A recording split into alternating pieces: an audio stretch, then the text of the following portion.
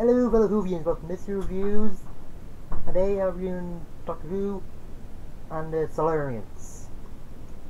This is the second episode of the 7th series, and of course this is the debut episode for the Silurians, with who came back in the fifth season, two-part episode, The Hungry Earth and Cold Blood.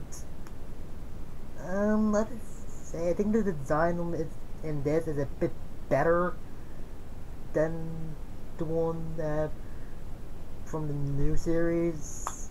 Like, I do think the new series look is okay, but I think they look too human. I think the other designs they thought up were a bit better, but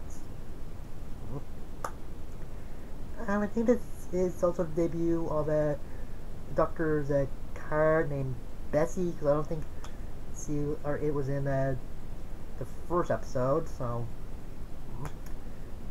anyway, Doctor's companion or friend in this, since he's already traveled around the time and space for the first few seasons, and mostly worked with the unit. The assistant or whatever is named Liz Shaw, who left in the 8th season. But anyway, he just tells Doctor that the Brigadier wants them in this research center, since they're having power outages, and one guy died in a cave with the research center is built around or built in. And the other guy is so traumatized he's drawn on the wall like a caveman. When Doctor went to see the guy who's named Spencer, he attacked him. Spencer, not the Doctor, but or does he run around? Don't know. Anyway, the guy in charge, Lencher, I think I can't remember, or no, I don't remember. That one is that he's the director. I don't really fancy the Doctor and unit being there. You even call him Dr. Mads. And I can't understand why he's getting frustrated with the unit and that being there and just acting like the place is their own personal headquarters and playing army man. He's kind of a jerk. But whatever. One of the scientists named Quentin, I think I'll begin with a Q. That's the allied himself with the Silurians, and when one of them actually ran up and shot in the cave by one of the Brigadier's men. They actually gave the guy this sickening device. When the guy did find the Silurian after it killed a farmer, he put him in a cage hoping that it would give him some scientific information, but his friend, I think his name is Doris. Yeah, the side characters in this are just very forgettable. The director's performance goes from bland to just insane at one moment, but this episode does have a team, like people dying of fright, or the Silurians just attacking people because they're scared. And I kinda like the bit when the Doctor goes to Quentin's cottage, and he does try helping him or say he wants to help him after he sees that the temperature is up so high. Like, it could be for a lizard or something, since lizards are cold-blooded and Quentin doesn't really accept the Doctor's help since he thinks they might try to take the discovery away from him since he's also a scientist. Yeah, there's another thing on this this episode reads. Anyway, the director of the research institute or states, whatever, as he calls in this guy from the military of defense named Marcus. He didn't really do anything to get the unit out. You never really see be on anybody's side. Just get out a little. But, when the Doctor does go back to Quentin's college after he expects that Quentin's probably helping the Silurian or the creatures, as you know what was when he was there. Quentin's dead. That is dead. It's like just lying on the couch. It's dead. Yeah, later on, one of the Silurians said that they killed him because they kept one of their own in a cage. But then they do the same thing to one of the security research institutes. Yeah. Oh yeah, when Doctor goes down there and he gets captured, but then talking to the leader of the Silurian said the security chief that thinks that he's a traitor. Yeah. And the leader of the Silurians actually reveals that they actually owned the planet before the humans did, but when they saw this planet that size that came from the sky, he actually froze himself, thinking it was a disaster, but it was actually a moon. They could have said it was just the comet that destroyed all the dinosaurs, but whatever. Oh yeah, I noticed that they had like a pet dinosaur as a guard dog, and they're actually ones causing the power outages in the research institute because they're just taking the power to use for themselves.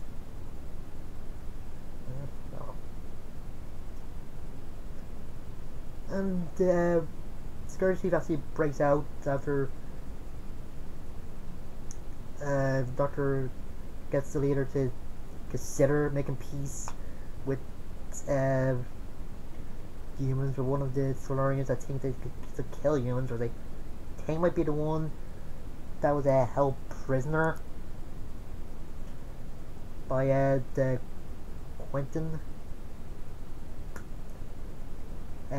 Yes, he infects security before he escapes with this Asian disease that would kill everyone in the world. But the leader is able to give Doctor something that might help create an antidote. As I mentioned, this is a 7th-part episode, so it's just long, and some of the scenes I don't really think are needed, like the part when they just show the Doctor getting some new lab equipment or just working on the cure. Just showed it once, like him working there once, and some time passing by a little. Didn't have to show him every time. Oh yeah, Liz again puts her in the ringer in this. She's first told to stay because well, it's still the 70s and Doctor Who still didn't have that much respect for women. Then the brigadier asked her to stand by the phones to help him with some stuff, even though she was helping the Doctor find a cure. And does some other stuff. I know some other characters before and after this in the class series got like bad treatment, but still. Oh. Anyway, the leader of the Silurians gets killed by the Silurian that wants to kill humans. So now he's the leader. Doctor's able to find a cure before he can write up the algorithm. He gets kidnapped by the Silurians and take him back to their base. A lot of people did die, including the director of the research clinic, Marcus, and I think Dorson's the only other thing they mentioned about her that he fainted, didn't really saw her again. Oh yeah, and when he found out that the Quentin was dead, she was very gung-ho about killing the Silurians. And did he mention that Quentin had one of them locked in a cage? Oh yeah, something else this story also has is, or does the team has, is just the whole who owns the planet first thing, like it's us or it's them. Sort of like cowboys and Indian or Native Americans sort of thing. I don't know.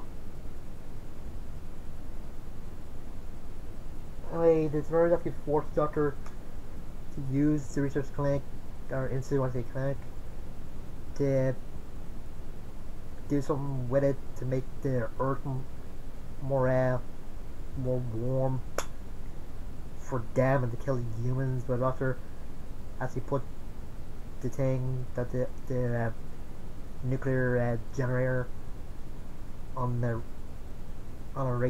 radiation center something. And Brigadier thought he's actually bluffing. Yeah. But definitely able to reverse the radiation, and the Brigadier actually kills the second leader of the Silurians when he was about to kill the Doctor. Well, he kind of at the end he's still alive, and the Doctor wanted to bring one of the Silurians out of the cryogenic freezer. But before he could do that, Brigadier had orders to destroy the Silurian base. So the Homo reptilia, that's what the Silurians are commonly called, or no, whatever, are now killed, and Doctor just disgusted since the Brigadier had orders to do it from the government, since they want to play it safe, since they're so scared that the Silurians might do something, like if they're able to make a disease that can infect every person or every human on the planet, they don't want to take that chance again. And the relationship with Doctor and Brigadier hasn't really changed after this. Like, Doctor knows that the Brigadier was told to do it, but he still had to be a little bit disgusted with the Brigadier for doing it. But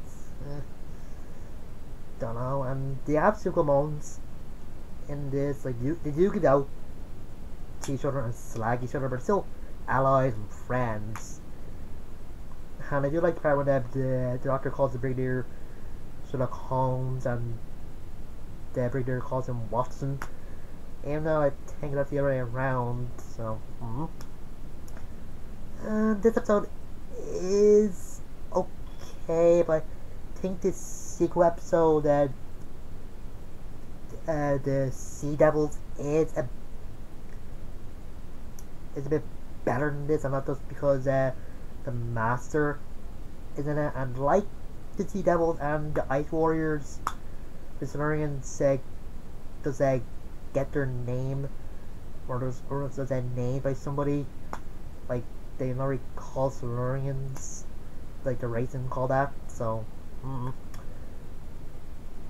I kind of like that they have like this light on their head that can cause like mental pain or something.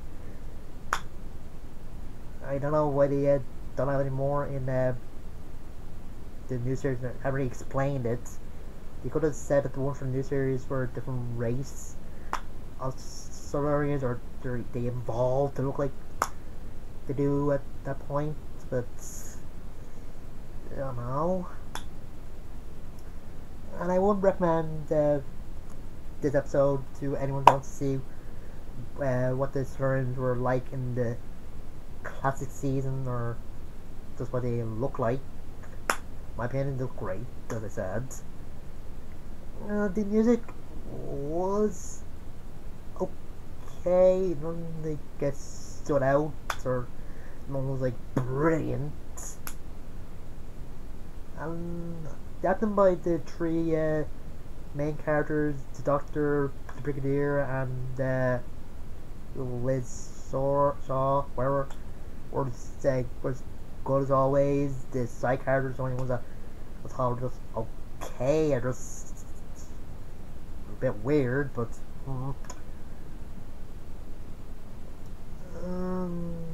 yeah, that's about it. And next time I'll be doing a sixth Doctor story. Yeah, I'll be mixing up a little, so it's gotta be one of the good ones. So I'll be giving out about it anytime soon, but there probably gotta be some six Doctor stories gotta be giving that out. But anyway, till next time, I'm Mr.Who. Thank you guys.